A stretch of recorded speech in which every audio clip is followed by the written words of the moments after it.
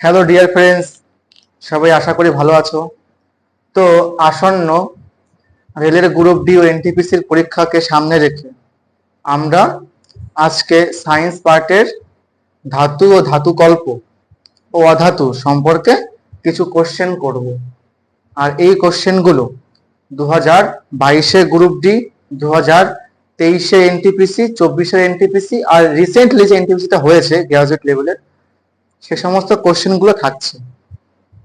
তো এখন আমরা এই কেমিস্ট্রি পার্টের ধাতু অধাতু ধাতুকল্প সম্পর্কে কিছু কোশ্চেন সেট করব।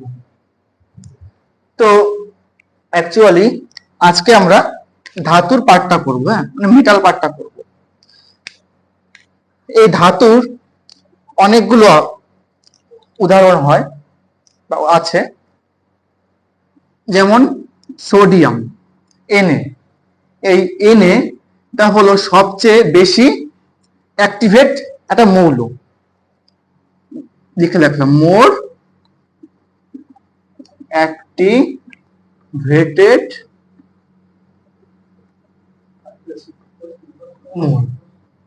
মোর অ্যাক্টিভেটেড মোল। ঠিক আছে, তারপরে ক্যালসিয়াম আছে, লোহা আছে, Fe, তাহলে ক্যালসিয়ামটা লোহা। তারপর Ag আছে, Au আছে, তারপর অ্যালুমিনিয়াম আছে, Sn মানে কি টিন আছে, আর সবশেষে মনে রাখবে পারদ, Hg। হ্যাঁ, বা এটাকে তোমরা দেখতে পাবে না, তো আমি এই পাশে লিখে দিচ্ছি Hg। এইখানে Hgটা এতটা ইম্পর্টেন্ট, মানে আমাদের হোম টেম্পারেচারে Hg কি থাকে, তরল অবস্থাতে থাকে।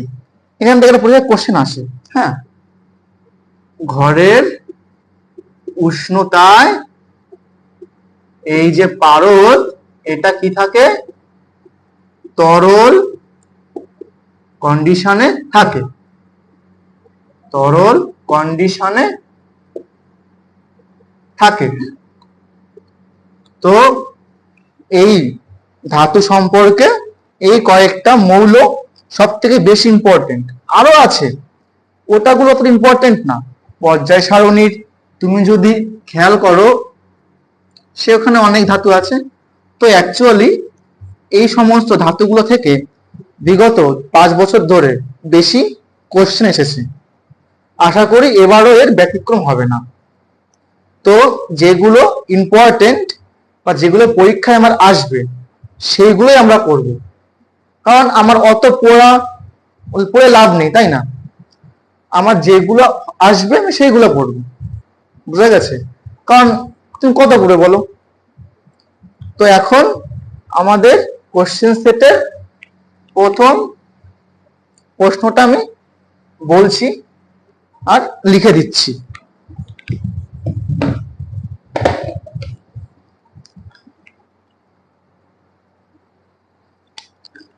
তোমাদের ভিডিওতে এখানে কোশ্চেনটা মানে স্ক্রিনে দেওয়া থাকবে, হ্যাঁ।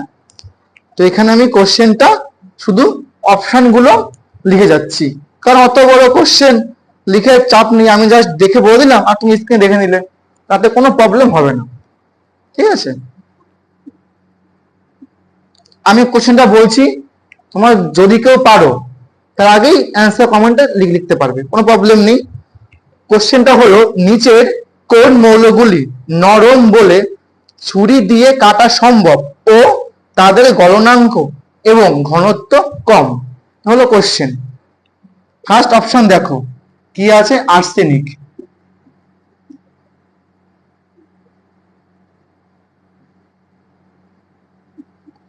আর্সেনিক দিয়েছে, অ্যান্টিমনি দিয়েছে, আর দিয়েছে বিসমাথ। সেকেন্ড অপশন কি কি দিয়েছে, বেরিলিয়াম,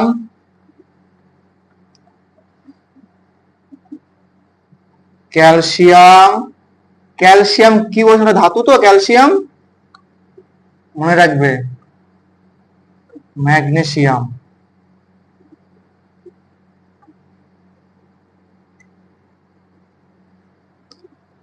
সি অপশন জার্মেনিয়াম,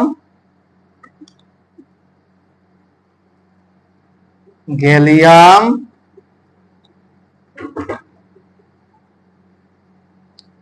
আর পটাশিয়াম।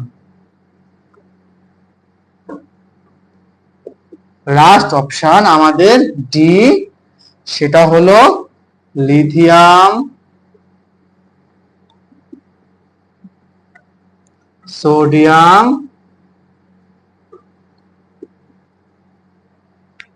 আর হলো পটাশিয়াম। এইটুকু আমাদের হলো কোশ্চেনের অ্যান্সার। এখন তোমরা খেয়াল রাখবে, তোমার যদি কেউ পর্যায় সারণী খেয়াল করো, ওখানে পর্যায় সারণীর গ্রুপ 1 এর মৌলগুলো কি কি জানো তোমরা কেউ? শোনো বলে রাখছি। হাইড্রোজেন, লিথিয়াম, তারপরে সোডিয়াম, লিন্যাক, RbCS4। দেখো ট্রিক্সটা দেখো, তোমার মনে রাখবে Li, লি, Na, RbCS4। ঠিক আছে, তো এটা তুমি যদি খেয়াল করো, এই পার্টটা পর্যায় সারণীর গ্রুপ 1, হ্যাঁ গ্রুপ 1, এই পার্টটা টোটালটাই আমার মেটাল দ্বারা চিহ্নিতকরণ করা যায়, তাই তো? তাহলে আমার কোশ্চেনে কি ছিল সেটা একবার দেখে নিচ্ছে কোশ্চেনটা। হ্যাঁ, কোশ্চেনে আছে নিচে কোন মৌলগুলি নরম বলে ছুরি দিয়ে কাটা সম্ভব, তাই তো? ধাতু, এই পার্টটা ওটা ধাতু। ধাতু জানবে, ধাতু চকচক করে, ধাতু কি করে? চকচক করে। আর ধাতু কি? নরম হয়। আর কি হয়? ধাতু, ধাতু তাপ পরিবহন করে। ঠিক আছে, এইগুলো কি ধাতুর বৈশিষ্ট্য। তো এই কোশ্চেনটায় লিথিয়াম একটা ধাতু, সোডিয়ামও ধাতু, পটাশিয়ামও ধাতু। এই যে ধাতুগুলো আছে না, এই ধাতুগুলোকে তুমি ছুরি দিয়ে কাটতে পারবে। ঠিক আছে, এখন এই ধাতুগুলো তুমি ছুরিতে কাটতে পারবে, কিন্তু তুমি এদেরকে যদি যদি খোলা অবস্থায় রাখো, আমাদের বায়ুতে কি থাকে? অক্সিজেন থাকে, তাই তো? তাই বায়ুতে অক্সিজেন থাকে, তখন কি করবে? এগুলো আগুন ধরে যায়। তো এই কারণে জিনিস খেয়াল রাখবে, এই গ্রুপ 1 এর মৌলগুলো বা বেশি করে এই যে সোডিয়ামটা, এই সোডিয়াম আর ক্যালসিয়ামকে কেরোসিনের মধ্যে রাখা হয়। এখান থেকে অনেক কোশ্চেন ঘুরে আসে প্রতিবার। হ্যাঁ, তাহলে আমাদের ফার্স্ট কোশ্চেনের অ্যান্সার কি দাঁড়াচ্ছে? এই ডি। এইগুলো কি? এগুলো কিন্তু সহজে ছুরি দিয়ে কাটা সম্ভব, তাই তো? সেম কোশ্চেন আসে এবার।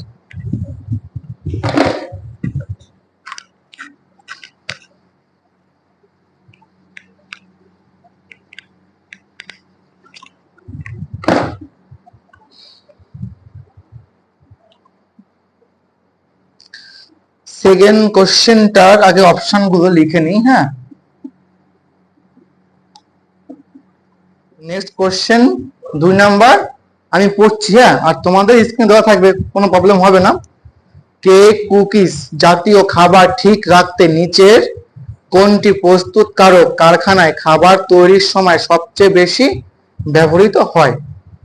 ঠিক আছে, তো এখন এগুলো আমাদের অপশনে আছে। ঠিক আছে, CaOCl2, এটা হলো ব্লিচিং পাউডার। তোমার যারা দাও না ব্লিচিং পাউডার, দাও না, ওই যে দেখবে ড্রেনের মধ্যে দেয়, কেন দেয়? ওই ভাইরাস ব্যাকটেরিয়া গুলোকে ধ্বংস করার জন্য, তাই তো? সোডিয়াম সালফেট কি সংকেত? Na2SO4, sodium sulphate. তারপরে কি সোডিয়াম বাইকার্বনেট, এর সংকেত কি? NaHCO3, সোডিয়াম ক্লোরাইডের সংকেত কি? NaCl, তাই তো? এখন আমার কি বলেছে কোশ্চেনটা, খাবার যাতে নষ্ট না হয় এই কারণে এই নিচের মধ্যে কোনটা দিয়ে খাবারগুলোকে সঠিক রাখা হয়? তাহলে কি বলবো? অবশ্যই সোডিয়াম বাইকার্বনেট, এর দ্বারা খাবারগুলোকে কি করা হয়? যাতে তারা নষ্ট না হয় খাবারগুলো, তাই ঠিকঠাক রাখা হয় এই সোডিয়াম বাইকার্বনেট দ্বারা। হ্যাঁ, এই সোডিয়াম বাইকার্বনেট সংকেতটা এখানে লেখা আছে, সে মনে রাখবে। 3 নাম্বার কোশ্চেনে চলে এসেছি। 3 নাম্বার কোশ্চেনটা পড়ছি। হ্যাঁ, সাধারণ লবণের আণবিক ওজন কত? তোমরা যে লবণটা খাও জানো ওটা কি দিয়ে তৈরি? জানো ওটা কি কি সংকেত ওর? জানো লবণের সংকেত কি? দেখো, সাধারণ লবণ যেটা আমরা আমাদের খাবার টেবিলে থাকে ওটার সংকেত হলো NaCl। জানো Na মানে কি? সোডিয়াম। Na মানে কি? সোডিয়াম।